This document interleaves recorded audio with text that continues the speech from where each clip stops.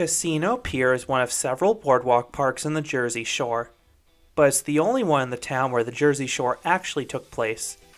Located in Seaside Heights, Casino Pier is celebrating its 90th birthday. 1 decade ago, the park was ravaged by Superstorm Sandy. An event like that could destroy a park. In fact, this storm closed Funtown Pier, just down the boardwalk. But Casino Pier came out stronger than ever. Find out why this park is worth a pit stop in this review. Casino Pier opened in 1932. Seaside Heights is one of the most popular vacation towns in New Jersey, so the park sees a steady flow of visitors in the summer months. The park thrived for nearly 80 years until fall of 2012 when Superstorm Sandy hit. A large section of the pier collapsed. 18 rides were destroyed or fell into the ocean. However, the owners persevered and miraculously opened a subset of the pier in 2013.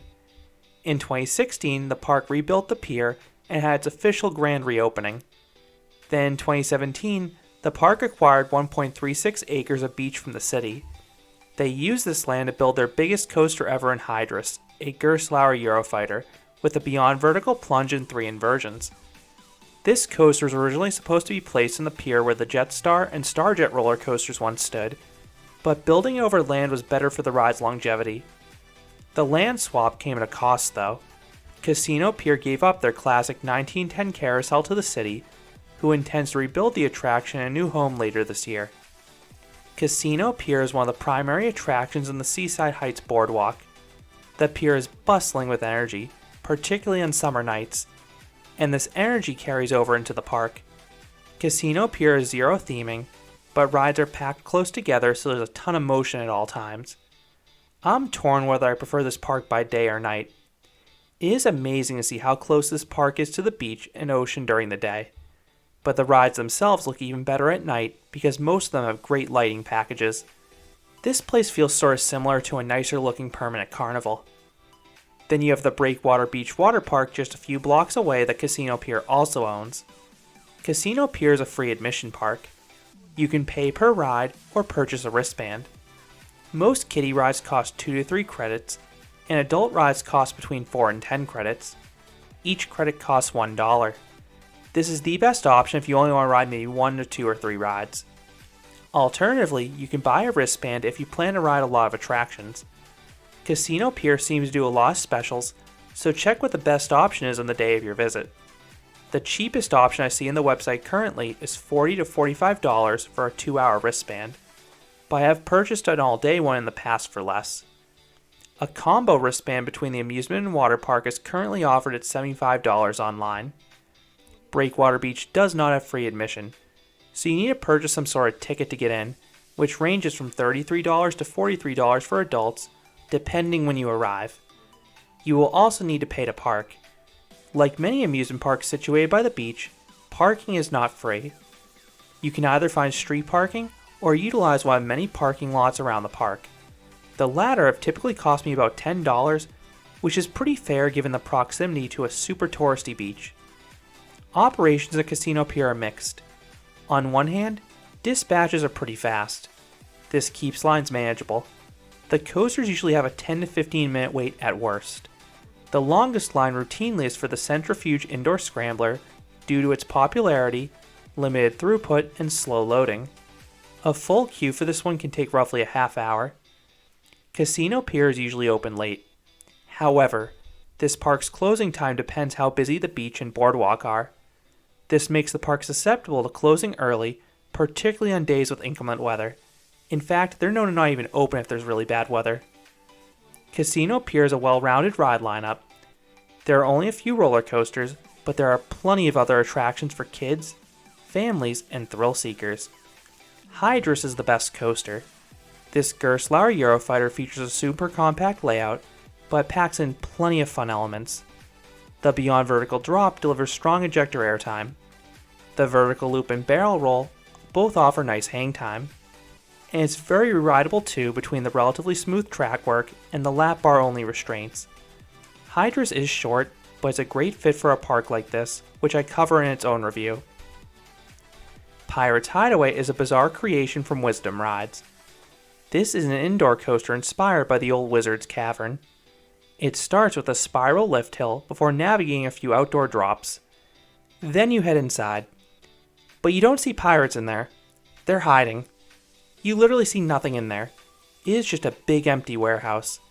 The indoor portion is head-scratching and pointless between the non-existent visuals and the harsh braking. This ride is certainly unique, but it's not good, which I mentioned in a review. Zola Loca is the newest roller coaster. This is an SBF Visa Big Air coaster that circles around the park's kiddie coaster. Zola Loco opened since my last visit to the park, but I've ridden a clone of this coaster at the Texas Kalahari Resort. This coaster offers two experiences in one, a family-friendly spinning car and a hamster wheel car that can invert. This is a better layout than the other SBF Visa spinners, and the hamster wheel is dizzying, but the turns can cause your head to tap against the restraints. Hot Tamales is a small kiddie coaster from L&T Systems. It's a pretty lackluster layout, but it's fine for kids, and adults are allowed to ride without issues, so you're free to get this credit. This is part of a cluster of roughly a dozen kiddie rides at Casino Pier. For adult flat rides, you have plenty of standard spinning rides. Most are relatively new given this park's history. There are 4 notable flats here you should consider experiencing. First is Centrifuge. This was an indoor scrambler that was lost in Superstorm Sandy, but was recently rebuilt. This one was operated at the usual speed, but the blaring lights and music result in a fun and disorienting experience. It feels like a dance club. Do not miss this ride if you've never tried an indoor scrambler. It is worth noting though that you need a partner to ride. The same goes for their 13-story Ferris wheel, but this ride is well worth it for the views of the park, beach, and boardwalk. Shore Shot gives similar views, but you have much less time to take them in. This drop tower is technically an S&S double shot, but it might as well be called a quadruple shot because Casino Pier gives double rides. This 125-foot or 38-meter tall drop tower doesn't have the ejector pops like the other S&S double shots. Rather, you get floater airtime more akin to what you get on the larger space shots, but it's still fun between the sensations and views. Lastly, Superstorm is a technical park inverting frisbee with a long and diverse cycle. The swings provide great airtime, and then the full revolutions offer wonderful hang time. Then there are 4 upcharge attractions not included on wristbands. Sky Coaster and Skyscraper are absolute thrills as they fling you over the water, but they're super pricey and will run you about $22 to $35 per person. There's also a go-kart track. The upcharge I would consider doing is the Sky Ride. This ride goes outside Casino Pier, way down the boardwalk. It costs $5 for a one-way trip and $8 for a round trip.